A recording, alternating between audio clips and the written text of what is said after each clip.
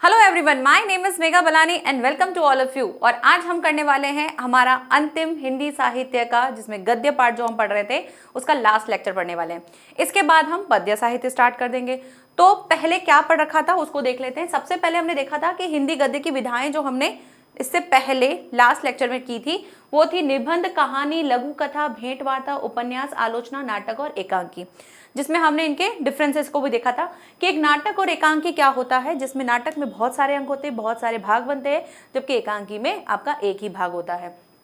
आलोचना का समझौता, जिसमें आप किसी की चीज के, किसी भी टॉपिक के गुण और दोष दोनों बताते हो, वो होता है हमारा आलोचना।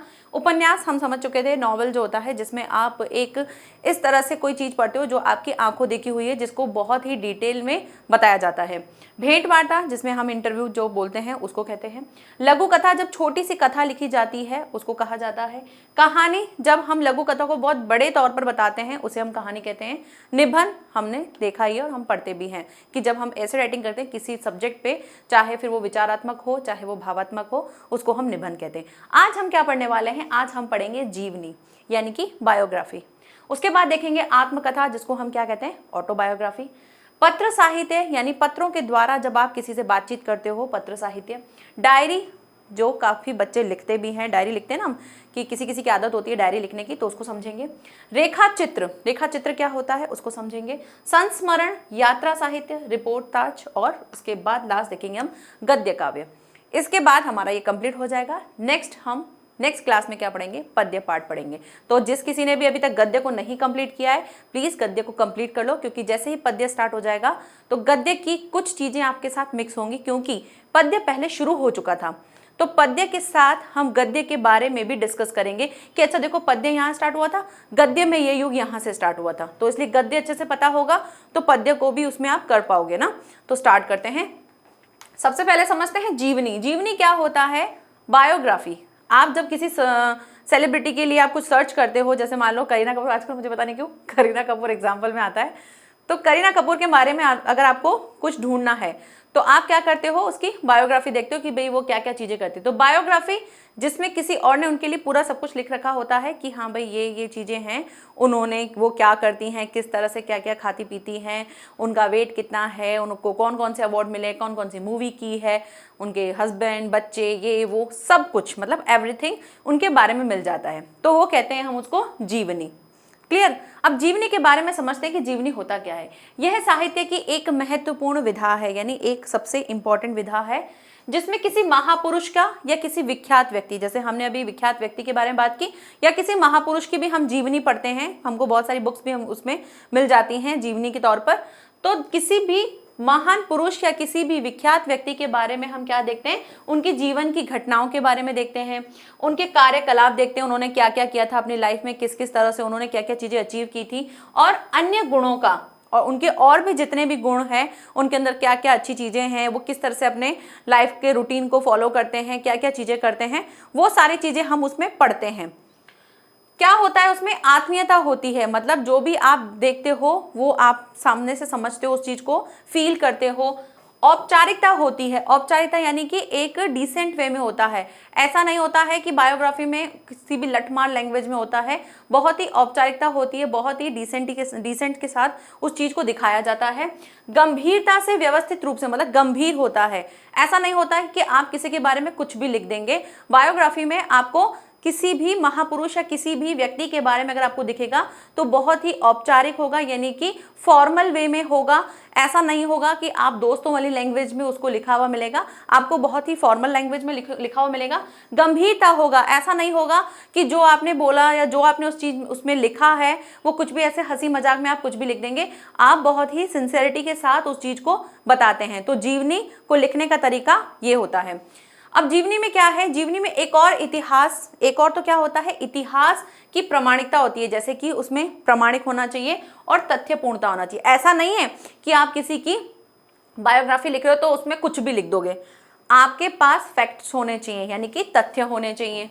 वो प्रामाणिकता होनी चाहिए, मतलब वो फुल प्रूफ होना चाहिए जो उन्होंने किया है। जैसे हम करीना कपूर के बारे में बोल रहे हैं या किसी महापुरुष के बारे में अगर आप बात करें तो उन्होंने क्या अचीव किया है, उनको क्या क्या चीजें, क्या क्या सम्मान मिला, उसके हमारे पास फैक्ट्स होने चाहिए। आप ऐसे ही कुछ भी नहीं लिख सकते हो किसी की जीवनी के बारे में, कुछ फैक्ट्स होने चाहिए। तो इसीलिए एक और तो ये क्या बताता है, इतिहास के बारे में बताता है। मतलब अब ये इतिहास के बारे में हमको इन्फॉर्मेशन देगा कि जब कभी हम, जैसे किसी की जीवनी लिखी गई है, अब आने वाली जो पीढ़ी है जब अगर उसको पढ़ना होगा तो वो उसके लिए क्या हो जाएगा, एक इतिहास हो जाएगा।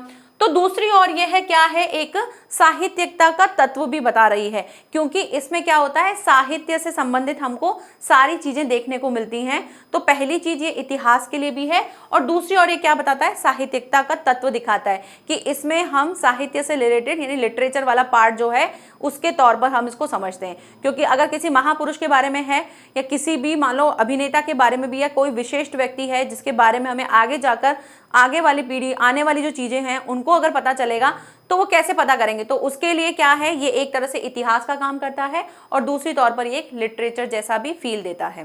क्लियर।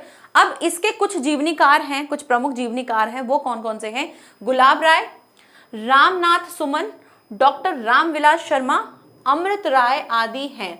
ये कुछ प्रमुख जीवनीकार हैं, तो आपको 2-3 नाम याद रखने हैं, गुलाब राय, रामनाथ सुमन, डॉक्टर रामविलास शर्मा और अमृत राय। ठीक है, तो ये हो गया जीवनी, जिसको हम क्या कहते हैं, बायोग्राफी। क्लियर। आगे बढ़ते हैं, नेक्स्ट समझते हैं आत्मकथा, जिसको हम कहते हैं ऑटोबायोग्राफी। आत्मकथा यानी कि जब हम खुद से किसी चीज के बारे में लिखते हैं, मतलब जिस व्यक्ति जो है अपने बारे में खुद बताता है, खुद लिखता है, उसको हम ऑटोबायोग्राफी कहते हैं, जिसमें वो खुद के अनुभव बताएगा, उसने क्या क्या जीवन में किया, उसने कौन कौन सी गलतियां की, फिर आगे जाके उससे उसको क्या सीख मिली, उसको किस किस से प्रेरणा मिली, यानी जो भी चीज बता रहा है वो खुद लिखने वाला बता रहा है, जिसने खुद ने ये सारी चीजें फील की है, उसको हम कहते हैं क्या, ऑटोबायोग्राफी। क्लियर। तो होता क्या है आत्मकथा, देखिए यह विधा भी क्या है, जीवनी के समान लोकप्रिय है। बिल्कुल जैसे कि बायोग्राफी होता है वैसे ही ये भी बहुत ज्यादा फेमस है।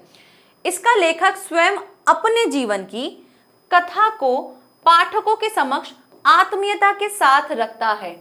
इसमें क्या करता है, जो लेखक होता है, जो लिखने वाला होता है, वो खुद के अनुभव जो हैं वो लिखता है, और ताकि जो पढ़ने वाले हैं, पाठक यानी कि हम में से जो पढ़ेगा उस चीज को, उसके लिए वो क्या होना चाहिए के समक्ष आत्मीयता के साथ रखता है। यानी कि जो भी उसने चीज लिखी है वो बिल्कुल मन के साथ, सारी चीजें गंभीरता के साथ उसको लिखा है। तो ये होता है हमारा ऑटोबायोग्राफी, जिसमें कोई व्यक्ति, कोई लेखक खुद के अनुभव लिखता है, ताकि वो पाठकों के सामने क्या कर सकते, आत्मीयता के साथ उस चीज को बयां कर सके। नेक्स्ट पॉइंट देखते हैं क्या है, ये संस्मरणात्मक होती है। संस्मरणात्मक क्या होता है, यानी कि बार बार याद की जाने वाली, बार बार उसको पढ़ी जाने वाली। मतलब ये चीज क्या होती है, आप किसी की ऑटोबायोग्राफी देखते हो तो उसमें क्या होता है, आप उस चीज को पढ़ते हो, फिर उसको समझते हो कि उसके जीवन में क्या क्या चीजें हुई थी। तो ये क्या है, एक संस्मरणात्मक होता है, यानी कि बार बार याद रखने वाली चीज होती है। लेखक अपने जीवन की विभिन्न परिस्थितियों, लेखक क्या करता है, इसमें अपनी जीवन की जितनी भी परिस्थितियां हैं, क्या क्या सिचुएशंस आई थी वो, और अपनी दशाओं को अपने मानसिक और भावात्मक विकास की कहानी कहता है। इसमें वो क्या करता है, लेखक अपने बारे में सारी चीजें बताता है कि उसने कैसी कैसी परिस्थितियां देखी थी, कौन कौन से अप्स एंड डाउन्स आए थे उसकी लाइफ में, और उसकी उस टाइम पे मेंटलिटी कैसी थी, जब उसके साथ परेशानियां थी तो वो किस तरह से चल रहा था, जब उसने अच्छे दिन देखे थे तो उसने उसको कैसे किया, जब परेशानियां थी तो उससे उसने कम बैक कैसे किया। तो ऑटोबायोग्राफी में वो सारे अपने अनुभव डालता है, फिर वो अच्छे भी होते हैं और बुरे भी होते हैं। उसमें उसको आप जब पढ़ेंगे तो आपको पढ़ते वक्त उसमें से क्या समझ में आएगा कि अच्छा इस टाइम पे लेखक जो था वो कैसा हो गया था, बिल्कुल डिसहार्टेड हो गया था, फिर उसको कोई ऐसी चीज मिली होगी जिससे उसको किक लगी होगी और उसने आगे उसको फिर से अपने जीवन में कम बैक किया होगा और फिर से उसने अपनी लाइफ जी होगी। तो इस तरह से जब ऑटोबायोग्राफी पढ़ते हैं तो हमको क्या होता है, हम बार बार उस चीज को समझते हैं। जब आप किसी चीज को पढ़ते हो तो आपके लिए क्या आता है, आप उससे काफी चीजें सीखते हो, फिर सीख के हम क्या करते हैं, उसको बार बार याद करते हैं और अपनी लाइफ में जो कम बैक उसने किस तरह से किया उस चीजों को हम अप्लाई करते हैं। तो ये होता है ऑटोबायोग्राफी। तो लिखने वाले को क्या करना होता है, लिखने वाले को पाठकों के लिए, कि पाठक उस चीज को अच्छे से फील कर सके, इसलिए जो लिखने वाला है, लेखक है, वो अपनी जो भी बात लिखता है उसको बहुत ही आत्मीयता के साथ लिखता है। ठीक है, अब इसमें डॉक्टर राजेंद्र प्रसाद और हरिवंश राय बच्चन जो हैं वो बहुत इंपॉर्टेंट है, जिन्होंने अपनी आत्मकथाएं लिखी थी। ठीक है, तो doctor Rajendra Prasad and Harivansh Rai Bachchan. Next आगे बढ़ते हैं। नेक्स्ट आता है पत्र साहित्य। पत्र यानी कि पत्र लिखना। साहित्य क्या है? तो देखो, जब किसी व्यक्ति से आप पत्रों के द्वारा बात करते हो, मान लो आप किसी एक व्यक्ति को आप कहीं फेसबुक पे मिले या कैसे भी मिले, या फिर कभी मिले नहीं, सिर्फ नाम से या किस तरह से आपने उसको सर्च किया और आप अब क्या कर रहे हो, पत्रों के द्वारा उसको लिख रहे हो। या फिर कोई 2 फेमस लोग हैं, उन 2 फेमस लोगों ने क्या करा है, ना तो वो किसी के पास इतना ज़्यादा मिलने जाते हैं, ना ही कभी इस तरह से बैठ के बातें करते हैं, लेकिन हाँ वो क्या करते हैं, वो पत्रों के द्वारा एक दूसरे से बात करते हैं। जैसे मान लो एक उसने पत्र लिखा कि हाँ भाई मैं ठीक हूँ और ऐसा है, मेरी एक नई फिल्म आने वाली है, या मेरा ये काम चल रहा है और अब मुझे इसमें ये दिक्कत आ रही है, तो तुम मुझे कुछ सुझाव दो, ऐसा कुछ बोला। अब उसने वो पत्र जिसको भेजना था उसको भेज दिया। अब वहाँ से कुछ आंसर आया, उसने बोला कि तुम्हें ऐसे ऐसे करना चाहिए, तुमको ना अपने काम में थोड़ा सा कंटिन्यूसली रखना चाहिए, हार्डवर्क करना चाहिए, जो प्रॉब्लम्स है उनको सॉल्व करना चाहिए, काम होके सोचना चाहिए, ये सारी चीज़ें उन्होंने लिख दी।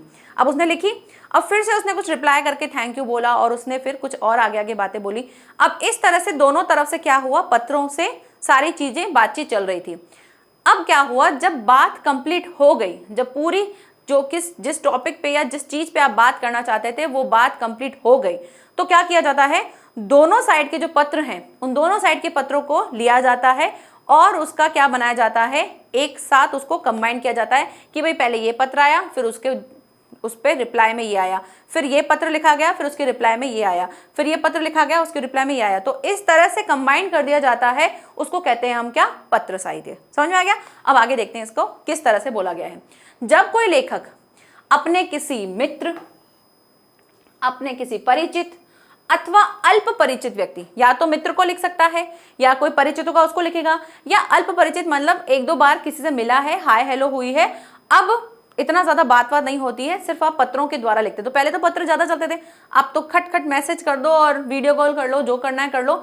तो पहले वाली चीजें जो थी वो बहुत अलग थी, उसमें फील होता था, उसमें पैशन होता था कि हाँ भाई ये चीज हमको करनी है, और उसको बहुत अच्छे से करते थे कि भाई एक लेटर का जवाब तुमको 10 दिन के बाद आया है, तो 10 दिन के बाद का एक्साइटमेंट बहुत अलग चीज होती थी।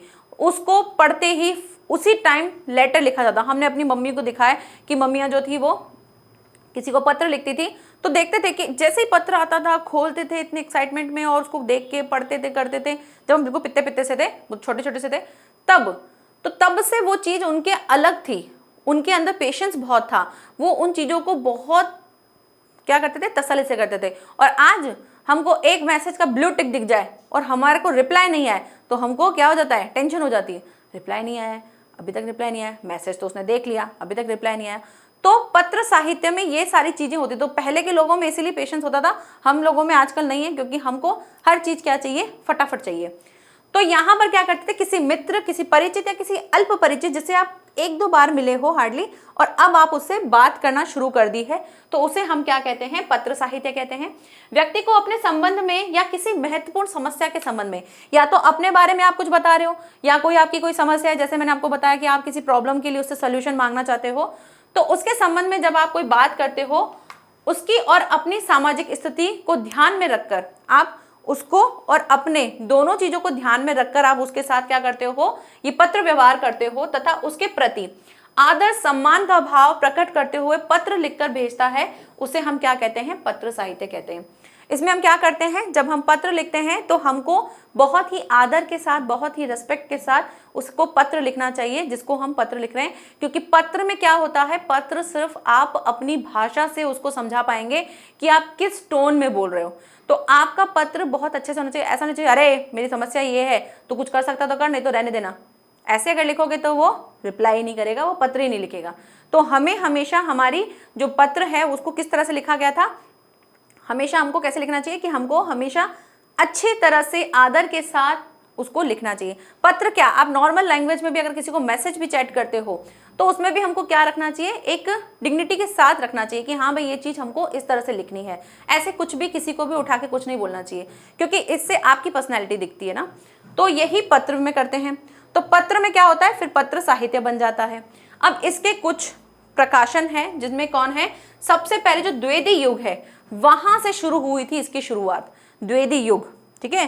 द्विवेदी युग यानी कि भारतेंदु युग के बाद वाला जो युग था द्विवेदी युग, वहां से इसकी शुरुआत हो चुकी थी कि वहां से पत्र जो साहित्य है वो शुरू हो गया था, क्योंकि पत्र साहित्य बहुत पहले ही शुरू हो गया था, क्योंकि अब तो इतना ज्यादा लिखा भी नहीं जाता है कि पत्रों को इस तरह से लिखा जाए, अब तो आजकल फोन वोन चल जाता है, तो अब इसका प्रचलन जो है इतना ज्यादा नहीं है। अब इसमें भी क्या है भाई, ये द्विवेदी युग है, द्विवेदी युग के बाद क्या आया था, छायावादी युग आया था, छायावादी युग के बाद क्या आया था, छायावादोत्तर युग आया था। तो उसमें भी हमारे को क्या मिले थे, कुछ कुछ प्रकाशन मिले थे। तो छायावादी युग में राय कृष्ण आश्रम देहरादून से विवेकानंद पत्रावली का प्रकाशन किया गया था। कब किया गया था, छायावादी युग में राय कृष्ण आश्रम देहरादून से किसका किया गया था, विवेकानंद पत्रावली का प्रकाशन किया गया। तो पहली छायावादी युग में थी, और शुरू कहां से हो गया था, शुरू द्विवेदी युग से हो गया था। नेक्स्ट आता है छायावादोत्तर युग, जिसमें कौन कौन थे, लेखक थे वैजनाथ सिंह विनोद, जिन्होंने पत्र साहित्य क्या लिखा था, द्विवेदी पत्रावली, जो 1954 में लिखा गया था। वैजनाथ सिंह विनोद, द्विवेदी पत्रावली। नेक्स्ट है हरिवंश राय बच्चन जी ने क्या लिखा था, पंत के 200 पत्र बच्चन के नाम। हरिवंश राय बच्चन जानते हो ना, अमिताभ बच्चन के पापा जी, तो उन्होंने कौन सी लिखी थी, पत्र साहित्य लिखा था, पंत के 200 पत्र बच्चन के नाम। तो इस तरह से इन्होंने क्या लिखने स्टार्ट कर दिए थे, पत्र साहित्य करना शुरू कर दिया था। नेक्स्ट समझते हैं हम क्या, डायरी। डायरी क्या होता है, डायरी हम लिखते हैं डेली, अपनी अपनी लाइफ के बारे में लिखते हैं, तो वही डायरी होती है। डायरी क्या होता है, जब डेली आप अपने बारे में कुछ लिखते हो, आप अपने पूरे दिन का कार्यक्रम लिखते हो कि मैंने क्या क्या किया, मुझे आज क्या क्या करना था, मुझे आज क्या क्या चीज़ें अच्छी लगी, क्या क्या चीज़ें मेरे साथ बुरी हुई, वो सारी चीज़ें जब आप डायरी में लिख देते हो तो वो क्या कहलाता है, हमारा डायरी। यानी कि डेली आप उसको क्या करते हो, मेंटेन करते हो। अब ये डायरी जब लिखी जाती है तो आप ये सोचिए, जैसे हम एक फ़ोटो देखते हैं, आप 1 साल 2 साल 3 साल 5 साल पहले की अगर फोटो देखते हो, तो फोटो देख के हमें क्या याद आ जाता है, अरे इस टाइम पे मैं इतने साल की थी, ये वाली फ्रॉक मेरे पापा मेरे लिए लेके आए थे तब जब मेरा बर्थडे था। तो आप फोटो देख के क्या कर लेते हो, याद आ जाता है आपको कि ये चीज़ें हुई थी। डायरी से भी क्या होता है, डायरी से भी फोटो वाली ही जैसी याद आती है। अब अगर आपने 2 साल से डायरी लिखते आ रहे हो और आज आपको लग रहा है कि मेरे को पुरानी डायरी मिल गई है और मुझे इसको पढ़ना है, तो जैसे ही आप उसको पढ़ोगे तो आपको क्या दिखेगा, बिल्कुल वो सीन याद आ जाएगा आपको कि उस दिन क्या क्या चीज़ें हुई थी, कैसे मेरा दिन शुरू हुआ था, उस दिन क्या अच्छा हुआ था, क्या बुरा हुआ था, तो वो सब आपको याद आ जाता है। तो यही होता है डायरी। अब डायरी कहाँ से शुरू हुई थी उस पर देखते हैं। डायरी लेखन कला का प्रारंभ जो था वो सन 1930 के आसपास शुरू हो गया था, ठीक है। अब यहाँ पर नरेंद्र शास्त्री वैद्य तीर्थ, इन्होंने पहली डायरी लिखी थी, मतलब डायरी का पहला लेखक जो माना जाता है वो माना जाता है नरवेद शास्त्री वैद्य तीर्थ, मोस्ट इंपॉर्टेंट। और इन्होंने कौन सी डायरी लिखी थी, उनकी डायरी का नाम था जेल डायरी। तो नरेंद्र शास्त्री वैद्य तीर्थ की जेल डायरी जो थी, सबसे पहले प्रथम डायरी जो थी, इसी को ही माना जाता है, ठीक है। नेक्स्ट है छायावादी युग में धीरेन्द्र वर्माकृत मेरी कॉलेज डायरी भी क्या है, बहुत ज़्यादा उल्लेखनीय है, बहुत ज़्यादा मानी जाती है कि भाई डायरी जो थी इनकी भी बहुत ज़्यादा काम आई। तो पहली कौन थे, पहले थे, सबसे स्टार्ट कब हुआ था, 1930 में, 1930 में शुरू हो चुका था। और यानी कि ये कौन सी शताब्दी है, 20वीं शताब्दी।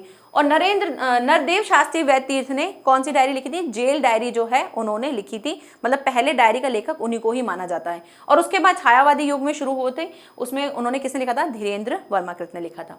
तो इस तरह से डायरी लिखी जाती है, जिससे हम क्या करते हैं, आने वाली चीज़ों को बताते हैं कि पहले क्या चीज़ें हुई थी, और उसको हम फोटो के तौर पर याद कर लेते हैं।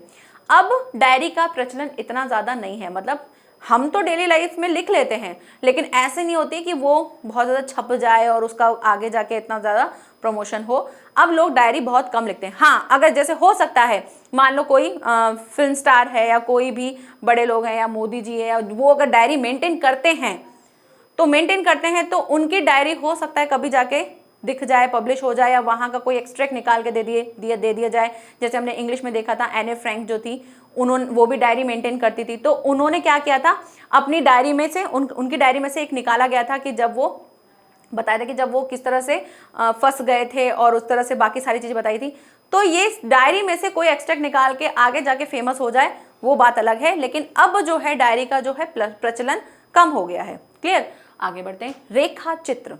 रेखा चित्र इंग्लिश का मोस्ट इंपॉर्टेंट टॉपिक जो आपके लिए आता है, जिसको हम क्या कहते हैं, कैरेक्टर स्केच, है ना। तो रेखा चित्र को हम किससे लेते हैं, स्केच से लेते हैं। तो स्केच वो नहीं जिससे हम पेंसिल से बना देते हैं, वो भी होता है जिसको हम एक ड्राइंग के पर्पज से देखते हैं, जिसको हम चित्रकला से लेते हैं। लेकिन रेखा चित्र क्या होता है, रेखा चित्र यानी कि आप शब्दों के द्वारा ऐसा चित्र प्रस्तुत करते हो कि सामने वाला जब उसको पढ़ता है तो उसको ऐसा लगता है कि यार ये इस बंदे के बारे में बिल्कुल बिल्कुल सही सही चीजें बता रहा है। यानी कि हम अज्यूम कर लेते हैं कि वो इंसान ऐसा होगा, इस तरह से दिख रहा होगा, वो बहुत ही पोलाइट होगा, इनोसेंट होगा, क्लेवर होगा, जिस भी बारे में आप बता रहे हो। तो वहां से आपको उसके बारे में पता चल जाता है कि ये ऐसा था, इस तरह के कपड़े पहनता था, ऐसे रहता था, ऐसे बोलता था। तो वो कैरेक्टर स्केच से जैसे आप पढ़ोगे तो आपके माइंड में एक इमेज बन जाएगी कि ये ऐसी ऐसी दिखती होगी। ठीक है, तो यही होता है कैरेक्टर स्केच, जिसको आप स्केच बोल सकते हो, रेखा चित्र, जिसे इंग्लिश में स्केच बोलते हैं। और ये आप इंग्लिश से रिलेट कर लो कि जो हम कैरेक्टर स्केच लिखते हैं, जिसमें हम क्या कहते हैं, किसी कैरेक्टर के बारे में बताते हैं। तो यहाँ पे कैरेक्टर नहीं, आप किसी वस्तु के बारे में बता सकते हो, आप किसी सिचुएशन के बारे में बता सकते हो, आप किसी दृश्य के बारे में बता सकते हो, जिसमें आप क्या करोगे, शब्दों के द्वारा उसको बताते हो। उसको हम कहते हैं रेखा चित्र। रेखा चित्र में शब्दों की कलात्मक रेखाओं द्वारा किसी व्यक्ति, वस्तु या घटना, किसी व्यक्ति के बारे में बता सकते हो, किसी वस्तु के बारे में बता सकते हो, किसी घटना के बारे में बाह्य तथा आंतरिक स्वरूप का शब्द चित्र इस प्रकार अंकित किया जाता है कि पाठक के हृदय में उसका सजीव, यानी कि बिल्कुल लिविंग वाली जो थिंग्स होती है, वैसा यथार्थ चित्र, यानी जब आप उसे पढ़ोगे तो आपको ऐसा लगेगा कि बिल्कुल ये बंदा तो ऐसा ही होगा, ये ऐसे ही है जैसे हमने बोल रहे हैं, जैसा हम उसमें पढ़ रहे हैं। तो इस तरह से लिखा जाता है। तो पाठक क्या करेगा, जब पाठक पढ़ेगा तो उसको फील आना चाहिए कि जैसे ही उसने शब्द पढ़े हैं रेखा चित्र में, तो उसके माइंड में बिल्कुल वैसी ही इमेज बन जाए जैसी कि उसके सामने लिखी हुई है। तो ये होता है रेखा चित्र। स्केच में हम क्या करते हैं, स्केच में हमारे सामने कोई होता है, हम उसका बिल्कुल वैसा का वैसा हूबहू स्केच बनाते हैं। तो आप जब स्केच देखते हो आप बोलते हो हाँ बिल्कुल यार ऐसी ही लग रही है। आपका कोई स्केच बना दे, काफ़ी बच्चे बनाते हैं, लर्न एंड शेयर के बच्चे, तो उससे क्या होता है, हमको बिल्कुल लगता है कि हाँ यार मैं ऐसी दिखती हूँ, तभी तो मेरा बनाया है। तो ये चीज़ कैसे हुई, आपने देखा, उसको वैसा का वैसा स्केच की तरह पूरा बना दिया। तो जब देखा, अब जैसे ही स्केच देखा तो क्या हो जाएगा, अरे अच्छा मेघा मैम तो पोनी बनाती है, अच्छा चश्मा भी लगाती हैं। तो वहां से अगर आप किसी और को स्केच दिखाओगे तो वो खुद से सोच लेगा कि अच्छा ये मैम ना ऐसी दिखती होंगी। और जैसे ही वो देखेंगे सामने फोटो या वीडियो, बोलेंगे हाँ सही बनाया है, बिल्कुल सही लग रहा है, ऐसे ही लग रही हैं। तो ये आप क्या कर रहे हो, जैसा आपने देखा वैसा वैसा आपने चित्र में बना दिया। और ऐसे ही रेखा चित्र में क्या करते हो, आप बिल्कुल उस बंदे के बारे में, उस वस्तु के बारे में, उस घटना के बारे में आप बिल्कुल ऐसे लिख देते हो कि हमको समझ में आ जाता है कि हाँ ये कैसा है, ऐसे ही हुआ होगा, इस तरह से ये व्यक्ति होगा, इस तरह की घटना हुई होगी, उस टाइम पे ये चीजें रखी हुई होंगी। ठीक है, अब नेक्स्ट पॉइंट देखते हैं। रेखा चित्र कहानी और निबंध के बीच की विधा है। बिल्कुल है, अगर हम निबंध बोलें तो निबंध जैसा भी लगता है थोड़ा थोड़ा सा ना, और कहानी के जैसा भी लगता है। रेखा चित्र कहानी के जैसा ज़्यादा लगता है ना, कि निबंध तो चलो हम किसी टॉपिक के बारे में उसके बताते हैं, हर एक चीज़ के बारे में, लेकिन कहानी जैसा तो लगता ही लगता है। तो क्यों, क्योंकि कहानी में भी हम पूरा बताते हैं, लेकिन यहाँ पर कहानी में हम ओवरऑल बताते हैं कि क्या क्या चीज़ें हुई, कैसा हुआ, किसके बारे में हुआ। लेकिन रेखा चित्र में हम क्या करते हैं, किसी पर्टिकुलर एक व्यक्ति के बारे में बताएंगे, किसी वस्तु के बारे में बताते हैं, या किसी घटना के बारे में बताते हैं कि वो घटना क्या हुई थी।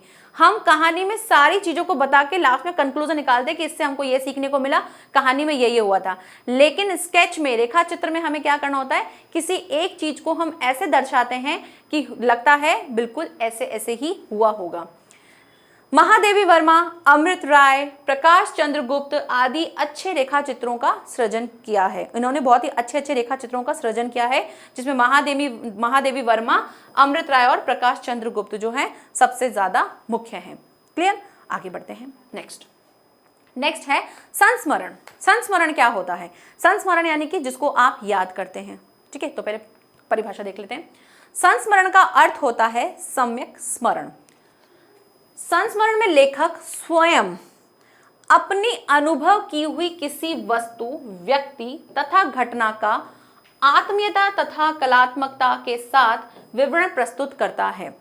संस्मरण क्या होता है? सम्यक स्मरण, जिसमें कोई भी जो लेखक है वो उसने खुद ने क्या अनुभव किया है। मान लो उसने किसी व्यक्ति के बारे में पढ़ा है ना, उसने उसके बारे में पढ़ा है, अब वो खुद से उसके अनुभव लिख रहा है कि भाई जो मैंने जिसके बारे में पढ़ा है वो ऐसे नहीं, वो इस तरह के भी व्यक्ति थे, उसमें आपने अपने कुछ विचार डाल दिए और उसको आपने कैसा दिखाया, बहुत ही कलात्मक यानी बहुत ही अट्रैक्टिव वे में दिखाया, ताकि पढ़ने वाला उसको एंजॉय कर सके, क्योंकि ऑलरेडी उसके बारे में कुछ लिखा हुआ है या उसके बाद जिसके बारे में आप बोलना चाहते हो, चाहे वो अभी जीवित भी है, आप किसी के बारे में अगर अपने अनुभव लिख रहे हो, तो अगर आप उसके बारे में अनुभव लिख रहे हो तो उस व्यक्ति को तो वो जानते ही होंगे, जो भी पढ़ेगा है ना, वो उस व्यक्ति को तो जानता ही होगा। लेकिन आप जो लिखेंगे वो इंटरेस्टिंग होना चाहिए कि आपने उनके बारे में क्या चीज़ें लिखी हैं। जैसे मान लो, जैसे हम इंटरव्यू के बारे में बात करते हैं ना, कि इंटरव्यू किसी से आपने लिया, तो अब आपने इंटरव्यू लिया, आपने उससे बात की, जब आप उससे मिले आपको उसके बारे में कुछ कुछ चीज़ें पता चली। अब जब आपको पता चल गया तो आप खुद से अब अपने अनुभव लिख रहे हो, आप उनके बारे में बताना चाहते हो कि मैंने जब उनसे बात की तो मुझे ये अनुभव हुआ, मुझे उनसे ये सीखने को मिला, मुझे ये सारी चीज़ें समझ में आई, उन्होंने इस तरह से जो चीज़ें की उनको ये नहीं, अपनी लाइफ में इस तरह से करते तो शायद वो इसमें सक्सेस हो जाते। तो अपने अनुभव जब आप बता रहे हो तो उसे हम कहते हैं संस्मरण। इसमें हम क्या करते हैं, विवरण प्रस्तुत करता है। इसका संबंध प्राय किससे लिया जाता है? महापुरुषों से लिया जाता है, यानी महापुरुष लोग जो होते हैं उनके लिए चीजें की जाती हैं, क्योंकि आपने महापुरुषों के बारे में पढ़ रखा है। अब सबने क्या किया है, अपना अपना वर्जन देते हैं, ठीक है। जैसे मान लो किसी ने विवेकानंद जी के बारे में कुछ पढ़ रखा है या महावीर स्वामी के बारे में पढ़ रखा है, तो आपने सबने पढ़ रखा होगा। लेकिन हम देखते हैं कि बहुत सारे पब्लिशर्स आ जाते हैं, ठीक है, कि वो अपने बारे में अपने खुद के अनुभव, खुद की चीजें बताते हैं, तो ये कहलाता है हमारा संस्मरण। महापुरुषों से होता है, इसमें लेखक क्या करता है, अपनी अपेक्षा उस व्यक्ति को अधिक महत्व देता है। इसमें वो क्या करता है, अपने जो भी वो लिख रहा होता है उसमें उस महापुरुष के बारे में ज्यादा इंपॉर्टेंस देता है। वो जो भी चीज बताता है उसके बारे में बताता है कि भाई इनसे ये हुआ, इनके में जीवन में ये हुआ, फिर आगे ये हुआ, फिर ये आगे हुआ, उस तरह से आप जो बताते। ऑटोबायोग्राफी जिसमें व्यक्ति खुद अपने बारे में लिखता है, ठीक है। बायोग्राफी जिसमें आपको सारी चीजें मिलती हैं, क्लियर। और नेक्स्ट जीवनी को बायोग्राफी कहते हैं, हिंदी में कंफ्यूज हो जाओगे इंग्लिश में। तो जीवनी में जिसमें आपको सारी चीजें किसी व्यक्ति के बारे में मिल जाती हैं। उसके बाद आता है आत्मकथा में व्यक्ति खुद अपने बारे में लिखता है। और ये क्या है, संस्मरण, जिसमें हम क्या करते हैं, किसी के अनुभव वो खुद अपने लिखता है कि भाई आप किसी महापुरुष से आपने कुछ सीखने को मिला और आप अब अपने अनुभव उसमें लिख रहे हो, तो वो कहलाता है संस्मरण, ठीक है। जिसका वह संस्मरण लिखता है कि बताता है कि उसने क्या क्या चीजें देखी थी, क्या क्या चीजें हुई थी उसके बारे में। हिंदी के प्रमुख संस्मरण लेखकों में कौन कौन है? श्री नारायण चतुर्वेदी, बनारसी दास चतुर्वेदी और पद्म सिंह शर्मा। ये कुछ इंपॉर्टेंट कौन है, संस्मरण लेखक हैं। क्लियर, आगे बढ़ते हैं। नेक्स्ट आता है यात्रा साहित्य।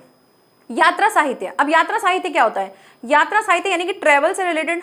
जब आपको किसी ट्रैवल से रिलेटेड, किसी जगह से रिलेटेड आपको इस तरह से उसको डिस्क्राइब करके दिखाया जाता है कि मान लो आप खुद वहां हो, आपको किसी स्थान के बारे में, मान लो आपको केदारनाथ के बारे में कहीं पर लिखा हुआ मिला है और वहां पर उन्होंने इस तरह से केदारनाथ को लिखा है कि केदारनाथ के बारे में आपको लग रहा है कि जैसे मान लो मैं यहीं पर ही हूं, तो इस तरह से लिखा हुआ जो आपको मिलता है उसको हम क्या कहते हैं? यात्रा साहित्य। यानी कि जब आपको किसी भी जगह, किसी भी स्थल के बारे में, वहां के यात्रा के बारे में बताया जाए कि वो कहाँ से, कैसे, कितना किलोमीटर है, क्या क्या खाने पीने की चीजें हैं, वहां पे क्या फेमस होता है, क्या क्या चीजें मिलती है, तो इस तरह से जब हम उसको पढ़ते हैं तो हमको समझ में आता है कि हाँ, इस जगह पर मान लो मैं यहीं पर हूँ।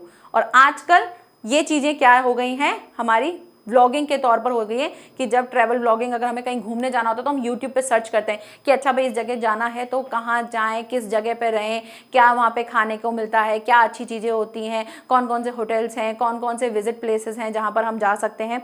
तो ये चीज़ें हमको अब वहाँ से मिलने लगी। तो पहले यात्रा साहित्य सबसे ज़्यादा चलन में हुआ करता था। तो क्या है, यह साहित्य की एक रोचक और मनोरंजन प्रधान विधा है। बिल्कुल मजा आता है इसको पढ़ के। इसमें लेखक विशेष स्थलों की यात्रा का सरस और सुंदर वर्णन इस दृष्टि से करता है कि जो पाठक उन स्थलों की यात्रा करने में समर्थ ना हो, वे उसका मानसिक आनंद उठा सकें और घर बैठे ही उन स्थलों के प्राकृतिक दृश्यों, वहां के निवासियों के आचार विचार, खान पान, रहन सहन आदि से परिचित हो सकें। तो क्या होता है यात्रा साहित्य? यात्रा साहित्य में आप जिस भी जगह के बारे में लिख रहे हो, जिस भी स्थल के बारे में लिख रहे हो, उसको आप बहुत ही अच्छे तरीके से, रोचक तरीके से, मनोरंजन तरीके से उसको लिखते हो, ताकि जो लोग यात्रा करने में समर्थ नहीं होते, मान लो सब लोग ट्रैवलिंग नहीं कर सकते हैं, जैसे केदारनाथ तो बहुत दूर हो गया, वहां नहीं जा सकते हैं, या चोपटा जैसी एक जगह है, अगर आपने नाम सुना होगा, वहां सब लोगों के जाने की बस की बात नहीं हो पाती है। जैसे वृद्ध लोग हैं वो बिल्कुल नहीं जा सकते हैं, बाकी लोग तो जा सकते हैं, ऐसी बात नहीं है, लेकिन वृद्ध लोग नहीं जा सकते हैं। तो वहां पर उस चीज को समझने के लिए, उस चीज को एंजॉय करने के लिए क्या किया जाता है? यात्रा साहित्य को लिखा जाता है, जिसमें इस तरह से लिखा जाता है कि सामने वाला जो पढ़ने वाला है उसको ऐसे फील हो जाता है कि मान लो मैं यहीं पर ही हूं और इसकी यात्रा कर रहा हूं। ठीक है, तो इस तरह से घर बैठे ही वहां के प्राकृतिक दृश्यों को दिखाया जाता है, मतलब उसको फोटोज में आप दिखाते हैं कि कौन कौन सी कहाँ कहाँ पर है। जैसे मार्केट की फोटो है तो मार्केट की फोटो लगा दी, क्या क्या खाना मिलता है वहां पर, उस खाने के बारे में आपने पिक्चर्स लगा दी। तो जो पढ़ने वाला होगा, जो पढ़ेगा, अरे कितना मस्त है, ऐसे करते ना। जैसे मैंने भी ये चीज़ की थी, जब मैं भी शिमला गई थी तो मैंने भी सोचा था कि मैं भी ऐसे व्लॉगिंग करूंगी, लेकिन व्लॉगिंग तो मेरे से नहीं हो पाई। तो मैंने क्या किया था, मैंने जैसे ही जहाँ से स्टार्ट की थी यात्रा, वहाँ से लेके मैंने सारी चीज़ें फोटोज़ वीडियोज़ के तौर पे अपने स्टेटस पे लगाती थी व्हाट्सएप पे, कि भाई यहाँ से हमने स्टार्ट किया, फिर इस टाइम पे मैं बैठ गई, अब हम यहाँ जा रहे हैं। तो नीचे मैं पूरा लिख देती थी कि क्या क्या चीज़ें हुई। वीडियो होता था तो वो भी डाल देती थी। जैसे कोई फेमस टेम्पल था तो उसके बारे में था, तो उसके बारे में मैंने नीचे ब्रैकेट में उसके बारे में लिख दिया।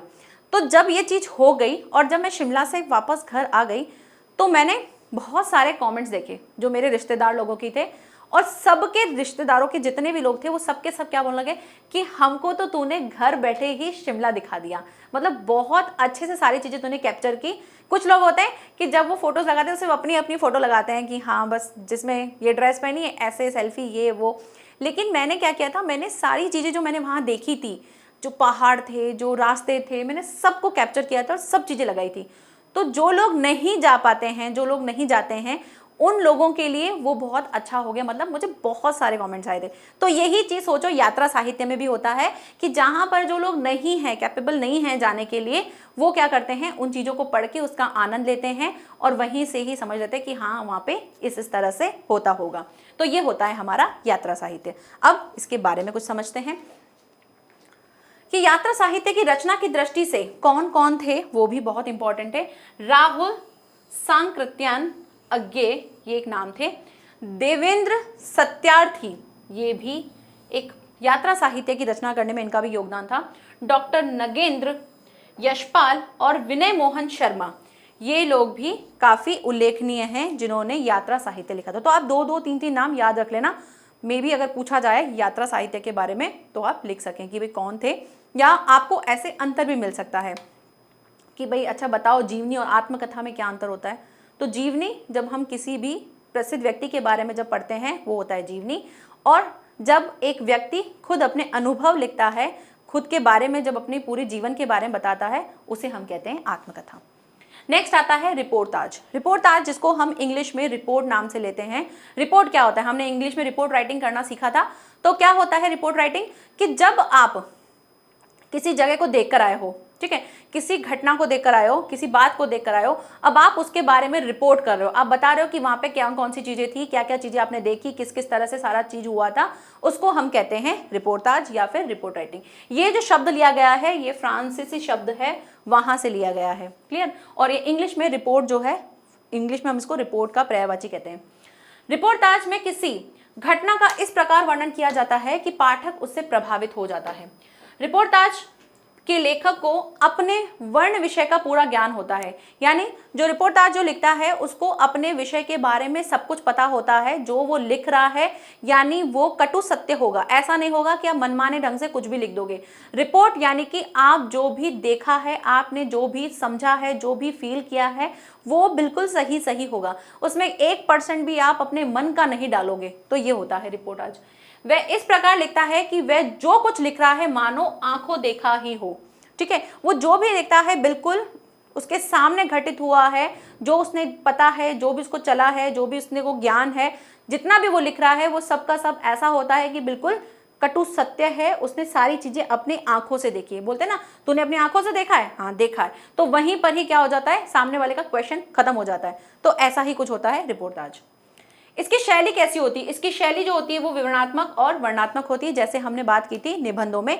तो इस तरह की इसकी शैली होती है जिसमें सरलता, रोचकता, आत्मीयता तथा प्रभावपूर्णता का विशेष महत्व होता है। क्या क्या होता है इसमें? आपको सरलता भी रखनी होगी, आपको रोचकता भी रखनी होगी। आप कोई भी चीज लिखो, आपकी चीज कैसी होनी चाहिए, सामने वाला अगर उसे पढ़ रहा है तो उसके पॉइंट ऑफ व्यू से वैसा ही सोच के हमको लिखना होता है। तो कोई चीज रोचक होगी, इंटरेस्टिंग होगी तभी पढ़ी जाएगी, वरना नहीं पढ़ी जाती है। आत्मीयता, तो अगर आपको कभी किसी की विशेषता लिखने को मिल जाए तो आप ये 2-3 शब्द तो याद कर लो, आत्मीयता, रोचकता, सरलता, सहजता, ठीक है, ये सारे 2-3 शब्द आप याद करके अपनी परिभाषा, अपनी जो विशेषता है उसमें लिख सकते हो। का विशेष महत्वपूर्ण योगदान होता है। विष्णु प्रभाकर, प्रकाश चंद्र गुप्त, प्रभाकर माचवे आदि कुछ अच्छे रिपोर्टाज लिखे हैं। तो इस तरह से आप 2-3 नाम याद कर लेना जिसमें पूछा जा सकता है। बढ़ते हैं आगे, हमारा लास्ट टॉपिक वो है गद्य काव्य। गद्य काव्य क्या होता है? काव्य आते ही थोड़ा सा लगेगा कि अरे काव्य तो पद्य वाली चीज आती है, लेकिन यहाँ पे काव्य क्या होता है, यहाँ पे छंद मुक्त होता है, यानी कि इसमें छंद नहीं लगे होते हैं।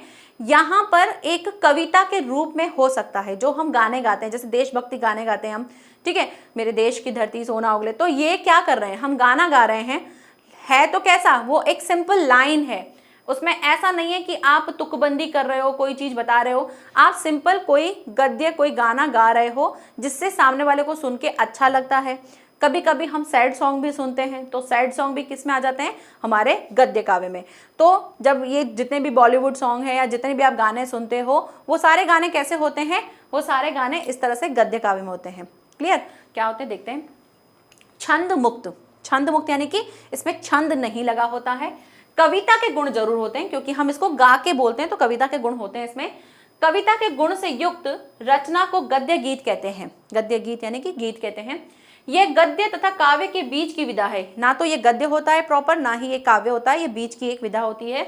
गद्य काव्य के माध्यम से किसी भावपूर्ण विशेष की काव्यात्मक अभिव्यक्ति होती है। मतलब आप किसी इमोशनली किसी चीज को अगर आप दिखाना चाहते हो, मान लो आप दुखी हो और उसको आप अपने गानों के द्वारा बताना चाहते हो, आप उसको गा के बताना चाहते हो, तो आप इस तरह से कोई गाना गा के बता, जैसे आप कभी सैड सॉन्ग सुनते हो या कभी कोई आपका लव वन जो है या कोई जिसको भी आप, जिसे आप जानते हैं जो अब इस दुनिया में नहीं है, उसके बारे में, या कैसे भी अगर आप सैड सॉन्ग भी सुनना चाहते हो कि आज मूड नहीं है, आज तो मेरा मूड खराब है, आज तो सैड सॉन्ग सुनने हैं, तो जब सैड सॉन्ग सुनते हैं या कोई भी चीज़, या अगर बहुत खुश हो तो बहुत अच्छे वाले सुनते हैं, कभी सॉफ्ट म्यूजिक सुनते हैं, कभी हम डांस वाले म्यूजिक सुनते हैं जो बहुत ज़्यादा एक्साइटेड होते हैं।